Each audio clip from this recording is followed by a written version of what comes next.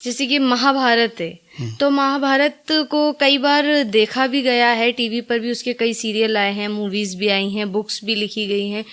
तो एक्चुअल में महाभारत की रचना कब हुई और कैसे हुई, और महाभारत की शुरुआत कहाँ से हुई है, उसके बारे में आप कुछ बताएं। नेहा जी, आपका स्वागत है। जी, बहुत बहुत धन्यवाद। और ये अच्छी बात है कि ये दुनिया जो है जी अब एक छोटा सा घर जैसी बन गई है, और इस घर में एक दूसरे के धर्मों को, एक दूसरे के जीवन शैली को समझते हुए दुनिया को आगे बढ़ना है। बिल्कुल। तो जो आपने मुझसे सवाल किया है, इस सवाल का उत्तर पहला तो ये है कि महाभारत की रचना किसने की। जी।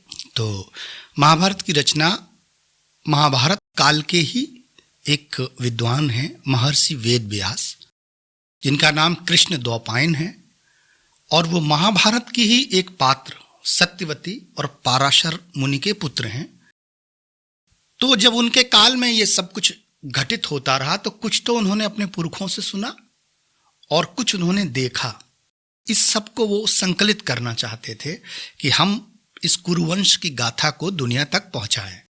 तो उन्होंने जब महाभारत खत्म हो गई, तो उसके बाद इस पूरे घटनाक्रम को संकलित करने का एक प्रयास किया। तो उसको महाभारत नाम दिया गया। अब महाभारत में कहते हैं कि 1,00,000 श्लोक हैं। जी। दरअसल क्या है कि इतने बड़े ग्रंथ की रचना करने के लिए कौन तैयार होगा, लिखेगा कौन इसको। वेद व्यास, कंप्यूटर उस समय है नहीं, तो इतनी स्पीड में कौन आदमी है जो बहुत फास्ट लिखता है और वो व्यक्ति इसकी रचना कर दे। बिल्कुल। तो वेद व्यास जी ने तलाशा ऐसा व्यक्ति, तो उनकी तलाश जाकर गणेश जी पर रुकी। तो गणेश जी के पास जब पहुंचे, तो गणेश जी से उन्होंने कहा कि मेरे दिमाग में इस तरह की चीज है और मैं इस तरह का एक महाग्रंथ लिखना चाहता हूं। जी। तो चूंकि गणेश जी जो हैं वो बहुत ज्यादा फास्ट लिखने वाले थे, तो गणेश जी ने उनसे कहा कि देखिए ऐसा है व्यास जी, हम लिख तो देंगे, लेकिन शर्त ये है कि बीच में कहीं भी आप भूल गए, कथा आपको निरंतर कहनी पड़ेगी और मैं निरंतर लिखता जाऊंगा। तो व्यास जी चक्कर में पड़ गए कि इतना बड़ा महाग्रंथ कैसे बोल सकते। और महाभारत जो है 3 वर्ष में लिखी गई, 3 वर्ष लग गए उसको लिखने में। तो उन्होंने कहा कि क्या किया जाए। तो उन्होंने मंजूरी कर, उन्होंने हाँ भर दी कि ठीक है आप तैयार हो जाओ। तैयारी हुई, एक तरफ व्यास जी बैठे, एक तरफ गणेश जी, और महाभारत का लेखन शुरू हुआ। व्यास जी ने जब उन्होंने ये कहा कि बीच में आप रुकेंगे नहीं, तो व्यास जी ने कहा कि हम तो नहीं रुकेंगे, लेकिन आप भी जो लिखेंगे बिना समझे नहीं लिखेंगे। मैं जो श्लोक बोलूंगा उसका अर्थ आपको पता होना चाहिए, उस प्रसंग के बारे में आपको पता होना चाहिए। आप सिर्फ एक लेखक बनकर लिखिए, मुंशी नहीं बनेंगे। तो गणेश जी ने कहा ठीक है। तो जो पहली शुरुआत हुई, तो पहली जो कहानी है जहां से शुरुआत हुई, तो राजा दिलीप से कहानी शुरू हो गई। अब जैसे ही वेद व्यास भूलते थे, तो वो क्या करते थे, कोई एक कठिन श्लोक बोल देते थे, जिसको समझने में गणेश जी को टाइम लग जाता था। बिल्कुल। तो उतनी देर में वो और सारे चीजें तैयार कर लेते थे, और उतनी देर में वो और सारा कुछ तैयार कर लेते थे। तो पहले जो है ये जय करके एक संकलन है इसका, जिसमें 8800 श्लोक हैं। फिर इसको आगे बढ़ा तो यही श्लोक बढ़कर 24,000 हो गए, जिसको भारत कहा गया। और यही श्लोक जब 1,00,000 हो गए, तो इसको महाभारत कहा गया। और ये सारी जो लिखावट हुई है, जो लिखा गया है, ये उत्तराखंड में बद्रीनाथ के पास एक जगह है, माड़ा नामक गांव है। वहां एक गुफा है जिसको आज भी व्यास गुफा कहते हैं। अच्छा। उस गुफा में दोनों लोग बैठे, और जो उनके सहयोगी होंगे वहां बैठकर इस पूरे ग्रंथ की 3 साल तक बैठे रहे। हाँ, तो ऐसे 1,00,000 श्लोक हुए। अब इसमें 2-3 मत हैं। कुछ लोग कहते हैं कि महाभारत में 8800 श्लोक ही थे।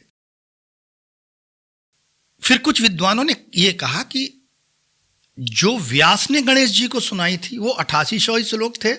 उसके बाद जो वैशंपायन मुनि हैं उन्होंने जन्मेजय को जो कथा सुनाई है वो कथा जो है 24,000 श्लोक तक पहुंची है।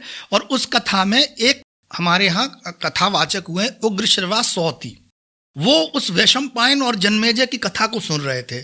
तो वो वहां से जब लौट के आए तो जो सौनक ऋषि हैं, जो जैसे जो इंग्लैंड के हमारे जो प्रधानमंत्री हुए हैं ऋषि सुनक का नाम उन्हीं महर्षि सौनक के नाम पर कहा गया। जो सौनक हैं वो पहले कुलपति माने गए हैं ज्ञान के, मतलब जो गुरुकुल होते थे गुरुकुलों के समस्त गुरुकुलों के पहले कुलपति। तो सौनक जी को उग्रश्रवा जो कथा सुनाते हैं वो 1,00,000 श्लोकों में सुनाते हैं। जैसे मैंने आपसे कोई बात कही, आपने वो बात दूसरे से कही तो और थोड़ी बड़ी हो गई, दूसरे ने फिर और किसी से कही तो वो और बड़ी हो गई। ऐसे ये 1,00,000 श्लोक हुए। ये एक मत है विद्वानों का। दूसरे विद्वानों का मत ये है कि जो 8800 श्लोक हैं वो कठिन श्लोक हैं जिन श्लोकों को गणेश जी को समझने में टाइम लगा। और बोली टोटल महाभारत महर्षि वेद व्यास नहीं है, तो 1,00,000 श्लोकों का ये संकलन हुआ है। तो ये सीधे सीधे ऐसे समझ सकते हैं कि उत्तराखंड में माणा गांव में गणेश जी और वेद व्यास जी एक साथ बैठे और उन्होंने 3 वर्ष में इस महाग्रंथ की रचना की, जिसमें 1,00,000 श्लोक हुए। और जिसकी जो यात्रा है जैसे जैसे बढ़ती गई कि जहाँ से शुरू हुआ बीच में उनको टाइम जैसे ही लगता था तो वो गणेश जी को कठिन श्लोक बोल देते थे, तो गणेश जी को थोड़ा समझने में समय लगता था, उतनी देर में वो और तैयार कर लेते थे। और महाभारत में केवल जो कुरुओं की कथा है वो उतनी ही है। जो 1,00,000 श्लोक हैं उसमें महाभारत के अंदर इतनी सारी कथाएं हैं, इतनी सारी कहानियां हैं कि आप जब उसको पढ़ेंगे तो वो 1,00,000 श्लोक भी कम लगेंगे। तो इस तरह महाभारत ग्रंथ की रचना हुई। मेरे ख्याल से आपको हाँ बिल्कुल, क्योंकि अभी ये समझ में आया आपके बताने से कि ये 3 वर्ष में, मतलब अभी तक तो सिर्फ सीरियल में देखते थे कि हाँ ये ऐसा हुआ महाभारत में, लेकिन ये नहीं पता था कि ये 3 वर्ष में लिखी गई है और एक बार में लिखी गई है पूरी। ये मतलब और जैसे कि आपने बताया कि ये बद्रीनाथ के पास में ही एक गांव है उसमें लिखी गई है। तो कई सारी चीज़ें हैं जो कि आज टीवी से और बुक्स से किताबों से अलग हटके पता चली है। तो मेरे ख्याल से आपको उत्तर मिल गया। हाँ बिल्कुल बिल्कुल, बहुत अच्छा उत्तर दिया, बहुत बहुत धन्यवाद। धन्यवाद जी।